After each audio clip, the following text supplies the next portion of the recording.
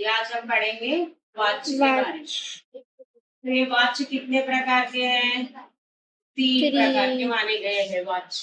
Okay, तो यहाँ इसमें इस वॉच में पहला वाला कर्तृत्व वॉच क्या है? कर्तृत्व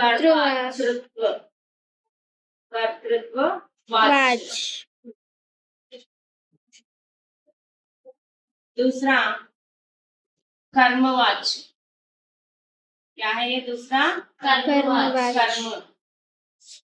कर्म वॉच। और जो तीसरा है वह भाव वॉच।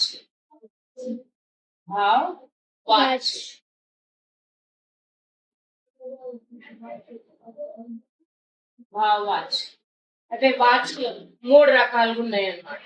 అవేవేవి? కర్తృత్వ వాచ్, కర్మ వాచ్, భావ వాచ్. అవి ఫస్ట్ వన్ కర్తృత్వ వాచ్. कर्तृत्व वाच. ये कर्तृत्व वाच में हम कभी कभी इसमें ने का प्रयोग करते हैं, कभी कभी ने का प्रयोग नहीं करते. कभी ने का प्रयोग करते, कभी कभी ने का प्रयोग नहीं होता. तो यहाँ देखेंगे हम उदाहरण के लिए. उदाहरण के लिए राम ने रोटी खाई.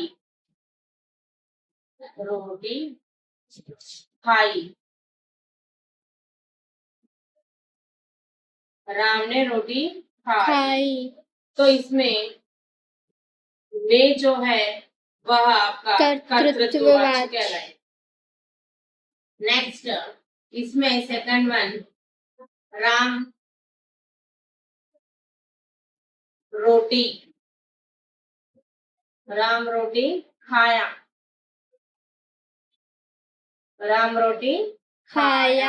इसमें है क्या ने का प्रयोग? नहीं है. तो यह भी आपको कर्तृत्ववाची कहलाए. ఓకే, అయితే ఇందులో కర్తృత్వ వాచ్లో నేకా ప్రయోగం మరియు ఒక్కొక్కసారి నేకా ప్రయోగం అవుతుంది, మళ్ళొకసారి నేకా ప్రయోగం ఉండయి కొన్ని వాక్యాలలో. అందులో ఉదాహరణకి తీసుకుంటే రామ్ నే రోటీ ఖాయి. ఈ నే అనేది ఏంటిదంట? కర్తృత్వ వాచ్. అలాగే సెకండ్ వన్ లో రామ్ రోటీ ఖాయా, ఇందులో నే ప్రయోగం లేదు కాబట్టి ఇది కూడా మీకు కర్తృత్వ వాచే అవుతుంది. ఓకే, ఇంకెనీ డౌట్ ఎనీబడి? నెక్స్ట్ ఇక సెకండ్ వన్ కర్మ వాచ్. కర్మ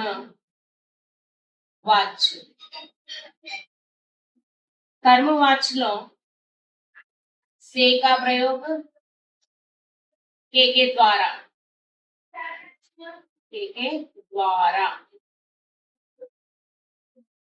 से का प्रयोग के द्वारा. ये రెండు ये दो भी हमें वाक्य में दिखाई देंगे. अब यहाँ भी उदाहरण देखेंगे हम. राम से रोटी खाई गई. राम से रोटी खाई गई. राम से रोटी खाई गई. फिर से बोलते सो क्या है? कर्म. अगर ऐसा नहीं है तो दूसरे में भी आगे सेंटेंस देख सकेंगे हम. राम के द्वारा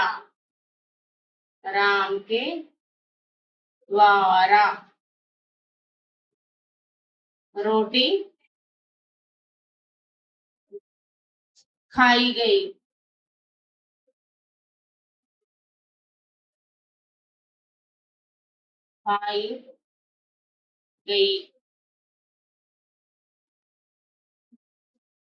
तो यहाँ पर भी के द्वारा मीन्स वाक्य में अगर इसका प्रयोग दिखाई दे रहा तो वो 100% आपको. तो यहाँ पर देखेंगे हम कर्म వాచ్లో ఒక్కొక్కసారి వాక్యంలో సేగా ప్రయోగ లేదా కేకే ద్వారా ప్రయోగిస్తారన్నమాట. ఉదాహరణకి రామ్ సే రోటీ ఖాయి గయి అంటే ఇందులో సే అనే అక్షరం కనబడుతుంది కాబట్టి అది మనకు కర్మ వాచ్.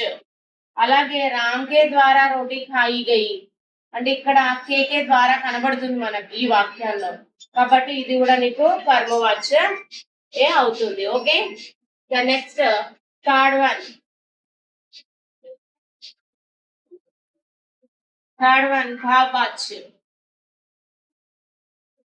భావవాచ్య. भाववाच्य लो नहीं का प्रयोग होगा. नहीं का प्रयोग किस तरह होगा? उदाहरण के लिए राम से